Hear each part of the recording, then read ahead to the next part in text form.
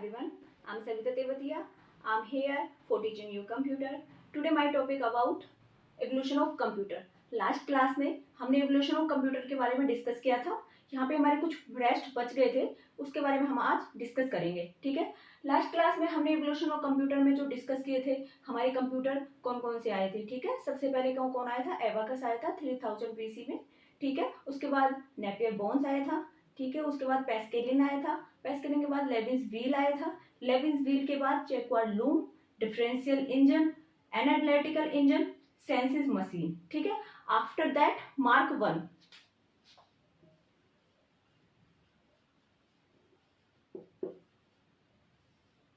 Mark one आया था. Mark one कब आया, कब से कब हुआ था? ये 1937 से डेवलप होना स्टार्ट हुआ था ये, और 1944 तक ये डेवलप होकर रेडी हो गया था. ठीक है. 1937 से 1944 तक मार्क वन. ठीक है. ये first calculating fastest calculating device थी ये मार्क वन, जो 1937-1944 में डेवलप हुआ था. और ये फास्टेस्ट कैलकुलेटिंग डिवाइस थी. और ये डेवलप किसने की था? मार्क वन किसने डेवलप किया था? ये डेवलप किया था हार्वर्ड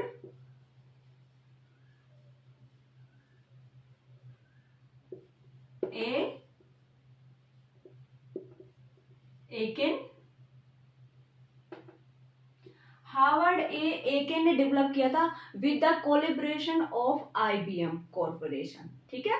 हार्वर्ड एकेन ने IBM कंपनी के साथ मिलकर इसको हार्वर्ड यूनिवर्सिटी में इसको तैयार किया था. मार्क वन को कब तैयार किया था? 1937 से 1944 में. ठीक है. इसमें वो सारे जो मार्क वन था, इसमें क्या ये इसका ना ये बहुत ही रिलायबल था. कंप्यूटर तो रिलायबल था, बट इसमें बहुत सारी डिसएडवांटेजेस भी थी. क्या डिसएडवांटेजेस थी इसमें? इसका साइज बहुत बड़ा था. बड़ा था इसका.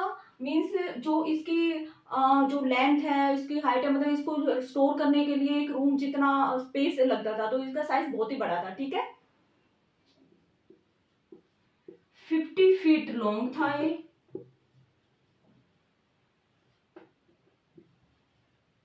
ठीक है. 50 फीट लॉन्ग था ये, और 8 फीट इसकी हाइट थी. तो आप ही देख लीजिए, 50 फीट लॉन्ग है और 8 फीट हाइट है इसकी, तो इसका साइज कितना बड़ा हो गया. ठीक है. और जो इससे पहले जो भी कंप्यूटर होते थे, वो हम एडिशन और सब्ट्रैक्शन के लिए यूज करते थे. ठीक है. जो लेविस व्हील था, लेविस व्हील में मल्टीप्लीकेशन यूज की थी. इसको हमने और एडवांस बनाया. इसमें क्या? एडिशन, सब्ट्रैक्शन, मल्टीप्लीकेशन, डिवीजन और टेबल रेफरेंसेस, ये सभी हम इसके थ्रू हम सॉल्व आउट करने लग गए. ठीक है. मार्क वन के थ्रू. ठीक है. और मार्क वन को इलेक्ट्रोमैकेनिकल कंप्यूटर भी कहते थे. क्यों कहते थे? क्योंकि इसमें इलेक्ट्रॉनिक्स का भी यूज हुआ था. ठीक है ना. इसमें इलेक्ट्रॉनिक्स का भी यूज हुआ था. किसने डेवलप किया था ये? हार्वर्ड एकेन ने विद IBM कॉर्पोरेशन के साथ मिलके. ठीक है. सेकंड जो हमारा कंप्यूटर आया था, सेकंड आया था हमारा एटेनेशोव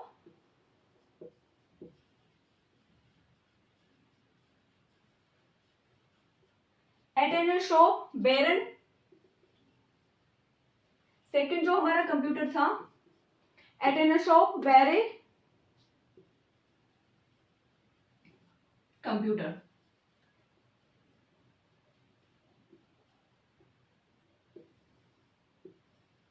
सेकेंड हमारा कंप्यूटर था एटेनेशोव बेरे कंप्यूटर. इसमें क्या था? जो पहला कंप्यूटर था हमारा मार्क वन, उसको 7 ईयर्स लग गए थे, क्योंकि 1937 से स्टार्ट हुआ था. 1944 में वो डेवलप होकर तैयार होकर रेडी हुआ था, तो मतलब उसको 7 ईयर्स लग गए थे. ये जो हमारा कंप्यूटर है, ये हमारा स्टार्ट हुआ था 1939 में. वो 1937 में स्टार्ट हो गया था, ये 1939 में इसको बनाना स्टार्ट किया, और ये 3 ईयर्स में कंप्लीट हो गया था, 42 तक. ठीक है. एटेनेशोव बेरे कंप्यूटर 1939 से स्टार्ट हुआ, 1942 तक कंप्लीट हो गया था. और इसको डेवलप किसने किया था? इसको डेवलप किया था डॉक्टर जॉन एटेनेशोव ने.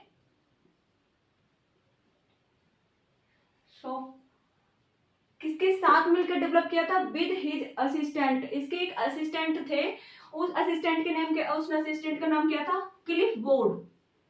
क्लिफोर्ड क्लिफोर्ड बेरी, ठीक है। एडेना शॉप ने अपने असिस्टेंट के साथ मिलकर इस कंप्यूटर को डेवलप किया था।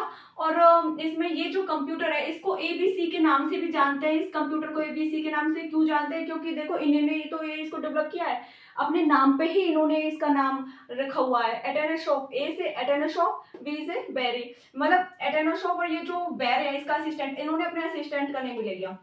देखो मेहनत तो उसके असिस्टेंट ने भी की है ना, तो फिर कुछ फल तो उनको भी मिलेगा ना। तो उन्होंने क्या, एटेना शॉप और उन्होंने अपने असिस्टेंट नेम का नेम बेरी भी अब उसके साथ में रख दिया, तो इस कंप्यूटर को एबीसी के नाम से जाने जाते थे। इससे उनका असिस्टेंट भी हैप्पी हो गया ना, ठीक है, एबीसी। और ये कुछ स्पेसिफिक मैथमेटिकल कैलकुलेशन के लिए बनाया गया था, ठीक है। इसके बाद आया था इनेक।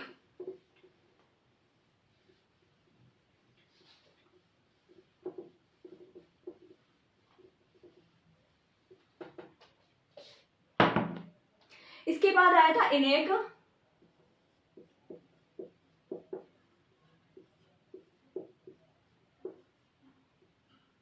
नाइनटीन 1943 से 1946, 3 इयर्स में अपना काम कंप्लीट कर लिया इसने भी। 1943 से 1946 में ये रेडी हुआ था।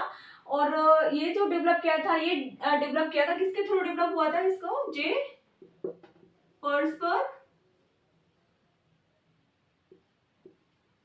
जे पर्सपर एकर्ड एंड जॉन मोचले,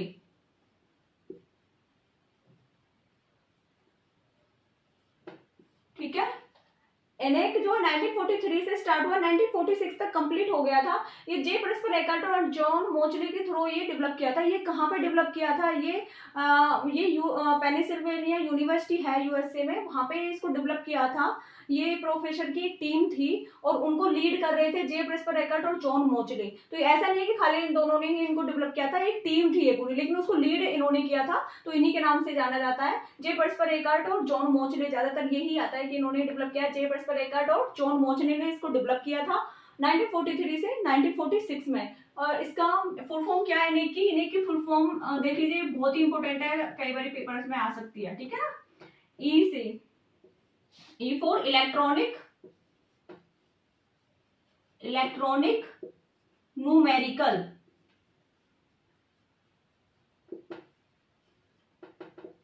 इंटीग्रेटर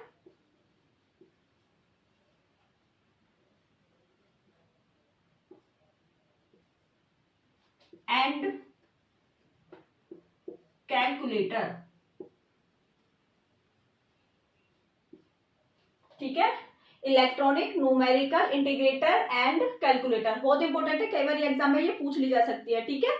और इसमें क्या था, इसमें 18,000 वैक्यूम ट्यूब्स का यूज करते थे।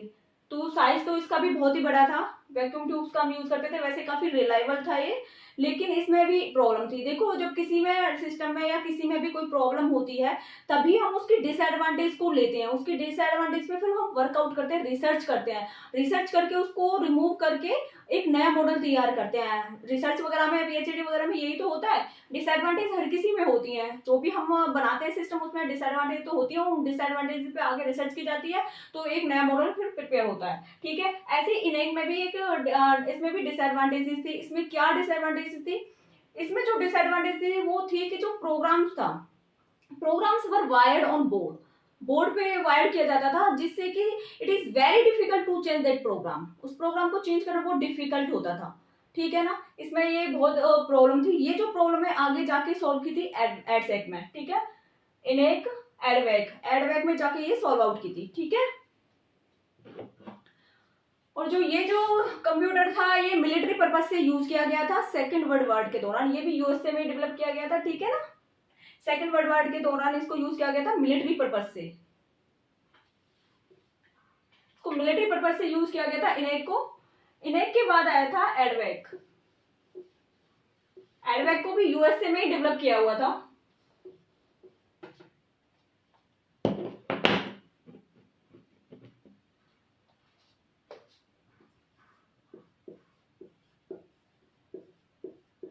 1946 से स्टार्ट किया था इस कवर को, 1952 में डेवलप होकर रेडी हो गया था, ठीक है, 6 ईयर, आफ्टर 6 ईयर्स, ठीक है।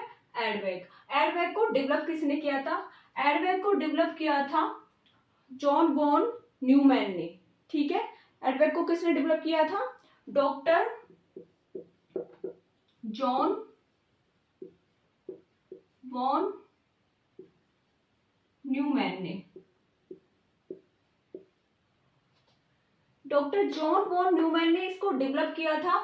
ये भी यूएसए में ही डेवलप किया गया था, ठीक है। और इसमें क्या था कि इसमें जो पहले के कंप्यूटर थे इसमें उसमें जैसे अब ये मैंने इनेक के बारे में बात की थी, इनेक में क्या प्रोग्राम को हम बोर्ड पे सेट करते थे तो उसे क्या उसको चेंज करने में, प्रोग्राम को चेंज करने में बहुत ही प्रॉब्लम होती थी, ठीक है ना। तो ये साइंटिस्ट ने दिमाग लगाया, अपना सोचा, माइंड लगाया जॉन वॉन ने, उन्होंने कहा क्यों ना ऐसा सॉफ्टवेयर मतलब कंप्यूटर डेवलप किया जाए कि जिसमें प्रोग्राम को वहीं पे स्टोर कर दिया जाए मेमोरी में और उसको फ्लुएंटली हम फिर यूज कर सकें, ठीक है। तो सबसे पहले जो स्टोर्ड प्रोसेसर का, स्टोर्ड प्रोग्राम या स्टोर्ड डेटा का जो कॉन्सेप्ट दिया था वो डॉक्टर जॉन वॉन न्यूमैन ने दिया था। क्या दिया था इसने? स्टोर्ड प्रोग्राम का, स्टोर्ड प्रोग्राम का कॉन्सेप्ट, ठीक है। इसके थ्रू ही हमारा जो डिजिटल कंप्यूटर जो हमारा बना था उनका एक ऐसे बेस था, स्टोर्ड प्रोग्राम का बेस यहीं से लिया गया। आपने देखा भी होगा डिजिटल कंप्यूटर का जब भी कभी आर्किटेक्चर बनाते हैं तो जॉन वॉन न्यूमैन भी लिखे होते हैं उसमें, architecture of John von Neumann या फिर model of the digital computer, ठीक है। तो इसके बेस पे स्टोर्ड प्रोग्राम का कंसेप्ट सबसे पहले जॉन वॉन न्यूमैन ने ही दिया था, ठीक है। और ये यूएसए में ही डेवलप किया गया था एडवेक को। और what is the full form of EDVAC? ये तो बहुत ही इंपॉर्टेंट है क्योंकि कोई भी पूछ सकते हैं, इसकी फुल फॉर्म ये भी पता होनी चाहिए, ठीक है। इलेक्ट्रॉनिक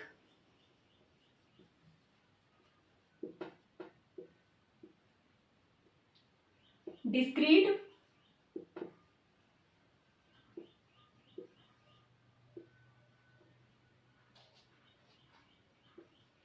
वेरिएबल ऑटोमेटिक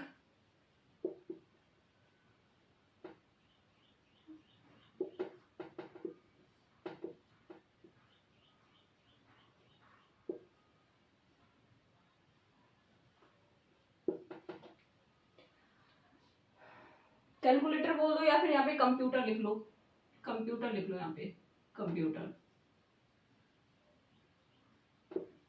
ठीक है। ये है, इसकी फुल फॉर्म है electronic discrete variable automatic computer. इसकी फुल फॉर्म है, कई बार क्या पता है एग्जाम में पूछ ली जाए क्योंकि ये बहुत ही इंपॉर्टेंट टॉपिक है। ऐसे इनमें से ज्यादातर 1 मार्क्स के क्वेश्चन आते हैं जो भी हमारे कोई भी कॉम्पिटिटिव एग्जाम वगैरह हम करते हैं तो फिर उसमें ये पूछ ली जाती है कि what is the full form of EDVAC, UNIVAC, ठीक है। ये सभी की पूछ ली जाती है। इसमें जो भी क्या प्रॉब्लम थी एनएक में, जो प्रॉब्लम थी कि उसमें हम प्रोग्राम को जो भी बोर्ड पे हम सेट करते थे तो उस प्रोग्राम की जो उसकी जो डिसएडवांटेज थी उसको इसमें सॉल्व आउट की गई थ्रू स्टोर प्रोग्राम का कंसेप्ट देकर। स्टोर प्रोग्राम का concept doctor John von Neumann ने दिया था, ठीक है, एडवेक का। ये भी यूएसए में ही बनाया गया था, यूएसए में ही इसको डेवलप किया गया था। इसके बाद आया था EDSAC.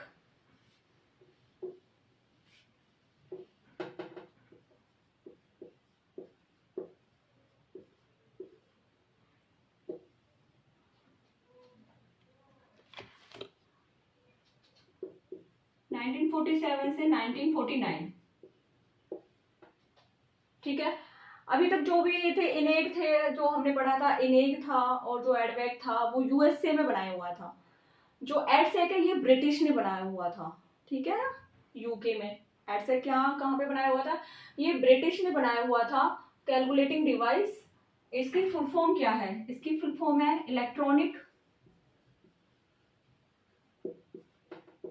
Delay storage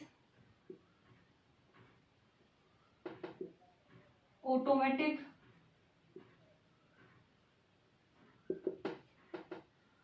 electronic delay storage automatic calculator. ये बहुत कंफ्यूजन होता है कैलकुलेटर और कंप्यूटर का, देख लेना, कैलकुलेटर,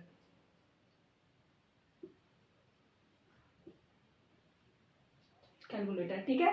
कहाँ पे डेवलप किया गया था? ये ब्रिटिश ने डेवलप किया गया था। ये ब्रिटिश के थ्रू डेवलप किया था, जो भी हमने किया है वो यूएसए के थ्रू किया गया था, पर ये हमें ब्रिटिश ने डेवलप किया गया था। इसकी फुल फॉर्म है electronic delay storage automatic calculator, ठीक है। और इसका जो ब्रिटिश ने किया गया था, इसका उसका नाम क्या था, मॉरिस बिल्केस,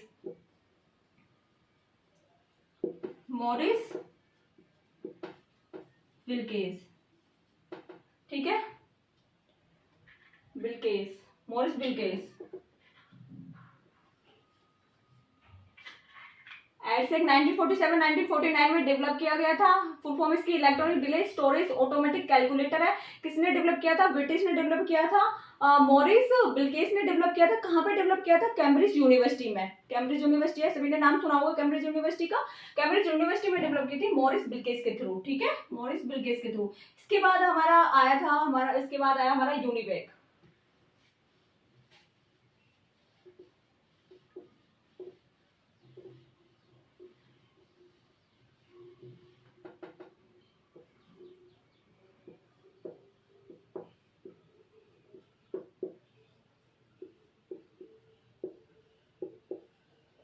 इसके बाद हमारा आया यूनिवेक फर्स्ट, ठीक है। यूनिवेक की देखो फुल फॉर्म अगर आप देखोगे तो यहाँ से यहाँ तक देखो यूनिवर्सल बनेगा, ये यूनिवर्सल, यूनिवर्सल। ए से बनेगा ऑटोमेटिक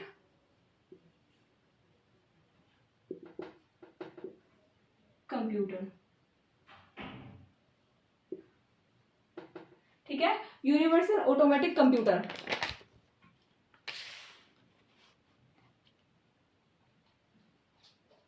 यूनिवर्सल ऑटोमेटिक कंप्यूटर, ठीक है। ये फर्स्ट डिजिटल कंप्यूटर है। यूनिवेक जो फर्स्ट है, ये फर्स्ट डिजिटल कंप्यूटर है। और ये भी जॉन मोचले ने बनाया था। ये भी जो नेक में हमने पढ़ा था, जॉन मोचले जे परस्पर एकार्ट और जॉन मोचली, जे परस्पर एकार्ट और जॉन मोचली, उन्होंने ही मिलकर यूनिवेक भी बनाया था। यूनिवेक फर्स्ट 1951 में बनाया था। ये इसकी फुल फॉर्म है यूनिवर्सल ऑटोमेटिक कंप्यूटर। ये फर्स्ट डिजिटल कंप्यूटर था, ठीक है। और ये जो कंप्यूटर था, ये फर्स्टली कमर्शियली भी यूज हुए थे। ये जो कंप्यूटर है कमर्शियली डिजिटल कंप्यूटर थे ये, ठीक है। ये बिजनेस वगैरह के लिए साइंटिफिक तरीके से तो यूज किए गए थे, बल्कि कमर्शियली भी यूज किया गया था कंप्यूटर यूनिवेक। क्योंकि क्या होता, पहले जो कंप्यूटर थे वो सारे साइंटिफिक वगैरह यूज से ही यूज किए जा रहे थे, लेकिन ये कमर्शियली यूज से भी यूज किया गया यूनिवेक। और वैसे ये वर्ल्ड का सबसे पहला कमर्शियल यूनिवेक ही बनता कंप्यूटर। लेकिन इससे पहले एक कंप्यूटर लियो एक कंप्यूटर था जो इससे पहले आ गया था, ठीक है। और इसका फुल फॉर्म है लियोन्स, इसकी फुल फॉर्म थी लियोन्स, देख लेते हैं एक बार, इलेक्ट्रॉनिक ऑफिस, इलेक्ट्रॉनिक ऑफिस, लियो, इसकी फुल फॉर्म थी लियोन्स इलेक्ट्रॉनिक ऑफिस। ये कुछ मंथ पहले ही यूनिवेक से आया था, यूनिवेक से कुछ मंथ पहले ही आया था मार्केट में। और ये पहला कमर्शियल वर्ल्ड का सबसे पहला कमर्शियल कंप्यूटर बना लियो, ठीक है। अगर कुछ मंथ पहले नहीं आता तो यूनिवेक बनता वर्ल्ड का कमर्शियल फर्स्ट कंप्यूटर, बट लियो से कुछ मंथ पहले मार्केट में आया था, तो लियोन्स इलेक्ट्रॉनिक ऑफिस ये था वर्ल्ड का फर्स्ट कमर्शियल कंप्यूटर, ठीक है। तो ये से हमारे एवोल्यूशन ऑफ कंप्यूटर, ठीक है, हमने लास्ट क्लास में डिस्कस किए हुए हैं कुछ एबाकस वगैरह जो मैंने बताए थे, और बाकी के ये हैं रेस्ट जो भी हैं, ठीक है। और ये जितने भी हैं एनेक, एडवेक, एडशैक और ये यूनिवेक, ये जितने भी हैं ये फर्स्ट जनरेशन के आते हैं, फर्स्ट जनरेशन के दौरान ही ये डेवलप हुए थे, ठीक है। अब देख लो 1951 है फर्स्ट जनरेशन के जो हमने बताए थे। फर्स्ट जनरेशन भी 1942 से, या फिर कुछ बुक्स में 1940s भी दी हुई है, 1942 से 1959 भी दिया हुआ है, किसी में 1955 तक भी है। तो मतलब ये एक तरह से इसी के अंदर ही है ना, 51 है तो ये फर्स्ट जनरेशन के अंदर ही है, ठीक है। तो एक बार इसमें हम जनरेशन का भी रिव्यू कर लेते हैं जल्दी से। जनरेशन होता क्या है, जनरेशन होता है एडवांसमेंट इन टेक्नोलॉजी। पहले हम हार्डवेयर के अकॉर्डिंग देखा करते थे कि हार्डवेयर में क्या क्या चेंज हुए हैं, लेकिन अब सॉफ्टवेयर में भी देखे जाते हैं कि व्हाट इज द डिफरेंस, जो डिफरेंस हम लेके चले हैं सॉफ्टवेयर हार्डवेयर। पहले कैसा सॉफ्टवेयर यूज करते थे, हार्डवेयर यूज करते थे, अब कैसा यूज करते हैं, ठीक है। दिस इज द जनरेशन, ठीक है। जनरेशन कितने टाइप की होती है, 5 टाइप की होती है। First generation, second, third, fourth and fifth. First generation है जो उसमें क्या यूज करते हैं, फर्स्ट जनरेशन में हम वर्ल्स और वैक्यूम ट्यूब यूज करते थे। वैक्यूम ट्यूब्स और वर्ल्स में इसमें क्या होता था, फिलामेंट होता था जो बर्न आउट होता था, जिससे हीट बहुत ज्यादा डेवलप होती थी। हीट ज्यादा डेवलप होती थी तो उस टाइम पे फिर एयर कंडीशन की जरूरत होती थी, एसी वगैरह यूज करने पड़ते थे। साइज बहुत बड़ा था इनका, तो मेंटेनेंस कॉस्ट भी बहुत आती थी उनको कूल डाउन रखने के लिए, ठीक है। साइज भी बहुत उनका बड़ा था, लेकिन अपने टाइम की फास्टेस्ट कैलकुलेटिंग डिवाइस थी, क्योंकि इससे पहले कोई इतनी अच्छी थी नहीं। फर्स्ट जनरेशन में यही आए, आपने देखा है एबाकस तो बहुत ही पुराना है, और वो सभी नेपियर वॉन्स वगैरह उनके बाद तो फर्स्ट जनरेशन में ये आए, तो यही काफी अच्छे थे अपने टाइम के, ठीक है। इसके बाद जो कंप्यूटर आए थे सेकंड जनरेशन में हमने क्या यूज किया था, ट्रांजिस्टर। देखो यही याद रखना है एग्जाम में कि क्या यूज किया है मेन। फर्स्ट में वैक्यूम ट्यूब्स और वर्ल्स हमने यूज किया है, सेकंड में ट्रांजिस्टर। ट्रांजिस्टर क्या था, वैक्यूम ट्यूब्स के तो कंपेरिजन में बहुत ही स्मॉल थे, उनमें फिलामेंट नहीं होता था, वो जर्मेनियम सेमीकंडक्टर के बने होते थे, जिससे कि वो हीट बर्न नहीं करते थे, कम होती थी जितनी कि वैक्यूम ट्यूब्स वगैरह में होती उतनी नहीं होती थी। तो उनको मेंटेन करने के लिए जो एयर कंडीशन यूज करते थे वो कम थे, लिमिटेड करने पड़ते थे, तो इतना मेंटेनेंस का खर्चा थोड़ा कम हो गया, उसमें साइज भी थोड़ा छोटा हो गया, ठीक है। और क्योंकि फर्स्ट जनरेशन जो थे उसमें वैक्यूम ट्यूब्स बहुत ज्यादा यूज करी जाती थी, तो उसमें हार्डवेयर मेंटेनेंस भी थी, इसमें हार्डवेयर मेंटेनेंस थोड़ी कम हो गई, ठीक है। इसके बाद आए थे थर्ड जनरेशन में हमने क्या यूज किया, थर्ड जनरेशन में हमने यूज किया integrated circuit with small scale integration और large scale medium scale integration, ठीक है। हमने इंटीग्रेटेड सर्किट यूज किया। आईसी इंटीग्रेटेड से ही हमें थोड़ा सा आइडिया लग रहा है कि हमने कुछ कंपोनेंट को इंटीग्रेट किया, मतलब जोड़ा है और लगाया बोर्ड पे, ठीक है। जैसे कैपेसिटर, रजिस्टर, ट्रांजिस्टर, उन सबको हमने एक सिंगल सिलिकॉन चिप पे लगा दिया, ठीक है। उससे स्पीड तेज हो गई इसमें, और साइज तो बहुत स्मॉल ही हो गया, और हीट भी नहीं ये करते थे डेवलप, तो एयर कंडीशनर की भी थोड़ी सी कॉस्ट कम हो गई इसमें, ठीक है, थर्ड जनरेशन में। देन आया फोर्थ जनरेशन में क्या था, क्या यूज किया हमने, फोर्थ जनरेशन में हमने माइक्रो प्रोसेसर यूज किए लार्ज स्केल इंटीग्रेशन पे, ठीक है। ये small scale integration, medium scale integration, large scale integration मैंने लास्ट में वीडियो बनाई हुई थी, मैंने सब कुछ उसमें बताया गया है कि क्या है ये, ठीक है।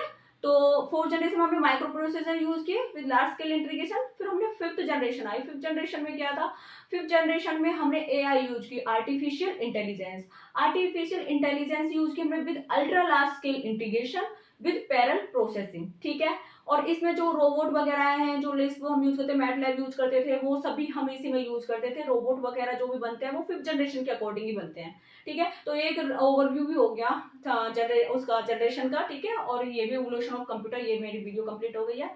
होप सो आपको मेरी वीडियो अच्छी लगी हो। If you like my video then please like, share and subscribe. और अगर आपको कोई भी प्रॉब्लम हो मेरे समझाने में, या कोई भी दिक्कत आ रही हो, तो आप कमेंट करके भी मुझे लिख सकते हो। और मैंने आपको ये टॉपिक कराया है, तो आप एक मेरे क्वेश्चन का आंसर देना। चलो, मैंने यूनिवैग की ही बताना, फुल फॉर्म ऑफ यूनिवैग, ठीक है। कमेंट सेक्शन में जरूर करना फुल फॉर्म ऑफ यूनिवैग, ठीक है। जो भी देख रहे हैं मेरे वीडियो को, फुल फॉर्म ऑफ यूनिवैग बताना, ठीक है। Thank you so much, hope you like it. So like, share and subscribe also. Thank you.